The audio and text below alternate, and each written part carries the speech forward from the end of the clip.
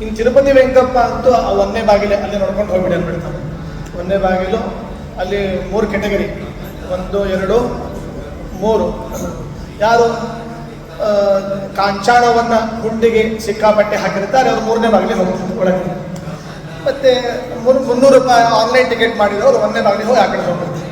ಹೀಗೆ ನಮ್ಮ ದೇವರು ವೆಂಕಟೇಶ್ವರ ದೇವರು ಅವನು ಯಾಕೆ ಹಿಂಗೆ ಮಾಡ್ತಾನೆ ಅಂದರೆ ಪ್ರಾಬ್ಲಮ್ ನಮ್ದಲ್ಲ ಅವನದು. ಏನು ವೆಂಕಪ್ಪನ ಪ್ರಾಬ್ಲಮ್, ನಮ್ದು ಪ್ರಾಬ್ಲಮ್ ಅಲ್ಲ. ಅವ್ನ ಪ್ರಾಬ್ಲಮ್ ಏನಿದೆ ಅಂದರೆ ಅವನೇ ಸಾಲಗಾರ. ತುಂಬ ಸಾಲ ಇದೆ ವೆಂಕಟೇಶ್ವರ. ಇನ್ನೂ ವೆಂಕಟೇಶ್ ಮಹಾತ್ಮ ಹೇಳ್ತದೆ, ಪುರಾಣ ಹೇಳ್ತದೆ, ವೆಂಕಪ್ಪನ ಸಾಲ ಇನ್ನೂ ಮುಗದೇ ಇಲ್ಲ. ನಿಮ್ಮ ಸಾಲ ಮುಗಿಬೋದು, ದೇಶದ ಸಾಲ ಮುಗಿಬೋದು, ವಿಜಯ ಮಲ್ಯ ಮಾಡಿ ಸಾಲ ಮುಗಿಸ್ಕೊಳ್ಬೇಕಾಗುತ್ತೆ ಏನೋ ಮಾಡಿ. ಆದರೆ ವೆಂಕಪ್ಪನ ಸಾಲ ಮಾತ್ರ ಇನ್ನೂ ಮುಗಿತಾನೆ ಇಲ್ಲ. ಅದಕ್ಕೆ ಅವನೇನು ಮಾಡ್ತಾನೆ, ಯಾರ್ಯಾರು ಭಕ್ತರು ಅಂತ ಇದ್ದಾರೆ, ಡಿವೋಟೀಸ್ ಅಂತ ಇದ್ದಾರೆ, ಅದೆಲ್ಲ ಕರೆದು ಅವರು ತಲೆ ಬೋಳಿಸಿ ಬಿಟ್ಟು 3 ನಾಮ ಹಾಕಿ ಅವ್ರ ಹುಂಡಿಯಲ್ಲಿ ನೀವು ಹಾಕಿ ದುಡ್ಡು ಹಾಕಿ ನಿಮಗೆ ಅನುಗ್ರಹ ಮಾಡ್ತೇನೆ ಅಂತ ಹೇಳಿಬಿಟ್ಟು ವೆಂಕಪ್ಪನ ಮಾಡಿಬಿಡ್ತಾನೆ, ಕಳಿಸಿಬಿಡ್ತಾನೆ. ಅದೇನು ಭಕ್ತರು ಕೊಟ್ಟ ದುಡ್ಡು ಇರ್ತದಲ್ಲ ಅದನ್ನೇನು ಮಾಡ್ತಾನೆ, ಬಡ್ಡಿ ಹೆಸರು ಅಲ್ಲಿ ಕಟ್ತಾನೆ. ಯಾರಿಗೆ? ಕುಬೇರನಿಗೆ ಕಟ್ತಾನೆ. ಆ ಕುಬೇರ ಹೇಳ್ತಾನೆ, ಮೇಲಿನ ಮೇಲೆ ನೋಟಿಸ್ ಬಂದೇ ಬರ್ತಿರ್ತದೆ ಕುಬೇರ ವೆಂಕಪ್ಪನಿಗೆ, ವೆಂಕಟೇಶ್ವರ ದೇವರಿಗೆ, ನೀನಿನ್ನೂ ಕಟ್ಟಿಲ್ಲ, ಈ ತಿಂಗಳಿಗೆ ಕಟ್ಟಬೇಕು, ಈ ತಿಂಗಳಿಗೆ ಇನ್ನೂ ನಿಂದು ಅಲ್ಲಿ ಅಕೌಂಟಲ್ಲಿ ಬ್ಯಾಲೆನ್ಸ್ 0 ಆಗಿದೆ, ಅದನ್ನು ನೀನು ಎಂಕ್ವೈರಿ ಮಾಡು ಬ್ಯಾಂಕ್ ಒಳಗೆ ಹೋಗಿ.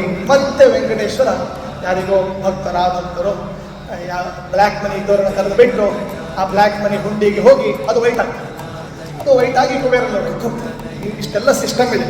ಹಾಗಾಗಿ ವೆಂಕಪ್ಪನ ಸಿಸ್ಟಮು ವೆಂಕಟೇಶ್ವರನ ಸಿಸ್ಟಮ್ ಇಲ್ಲದರಿಂದ ಅವನು ಪ್ರಾಬ್ಲಮ್ ಇದ್ದರೆ ನಾವೇನು ಮಾಡ್ಲಿಕ್ಕಾಗೋದಿಲ್ಲ. ಯಾರು ದುಡ್ಡಿದ್ದವರು ಇರ್ತಾರೆ ಮುಂದೆ ಹೋಗ್ತಾರೆ, ಇಲ್ಲದೆ ಇದ್ದವರು ಹರೇ ಶ್ರೀನಿವಾಸ ಅಂತ ಓಡಿ ಹೋಗ್ಬಿಡ್ತಾರೆ.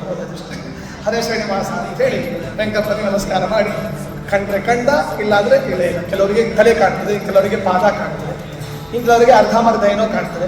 ಅಷ್ಟೇ ಕಂಡಿದ್ದು ಪಾಪ ಅಲ್ಲಿ ಸಮಾಧಾನ ಮಾಡಿಕೊಂಡು ಅವರು 300 ರೂಪಾಯಿ ತಗೊಂಡು ಅವ್ರು ಹೋಗ್ಬಿಡ್ತಾರೆ.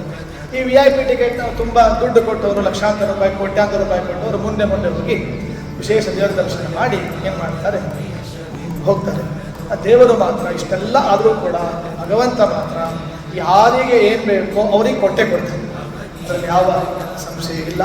ಕರುಣಾಸಿಂಧು ಭಗವಂತ ದರ್ಶನ ಸಂಪೂರ್ಣವಾಗಿ ಕೊಟ್ಟಿಲ್ಲ ಅಂತ ಮಾತ್ರಕ್ಕೆ ಅವ್ನು ನಮಗೆ ಫಲ ಕೊಟ್ಟಿಲ್ಲ ಅಂತ ಇಲ್ಲ. ನಮಗೇನು ಕೊಡಬೇಕು, ಯಾವ ಕಾಲಕ್ಕೆ, ಯಾವ ಸಮಯದಲ್ಲಿ ನಮಗೇನು ಕೊಡಬೇಕು ಅನ್ನೋದು, ಅಮ್ಮನಿಗೆ ಮಗುವಿಗೆ ಯಾವಾಗ ಏನು ಕೊಡಬೇಕು ಅಂತನ್ನೋದು ಗೊತ್ತಿರ್ತದೆ. ಹಾಗೆ ಜಗತ್ತಿನ ತಾಯಿ ಅಂತೆನಿಸಿದ ವೆಂಕಟೇಶ್ವರನಿಗೆ ಭಕ್ತರೆಂಬ ಮಕ್ಕಳಿಗೆ ಯಾವಾಗ ಏನು ಕೊಡಬೇಕು ಅಂತನ್ನೋದು ಅವನಿಗೆ ಗೊತ್ತಿಲ್ಲ.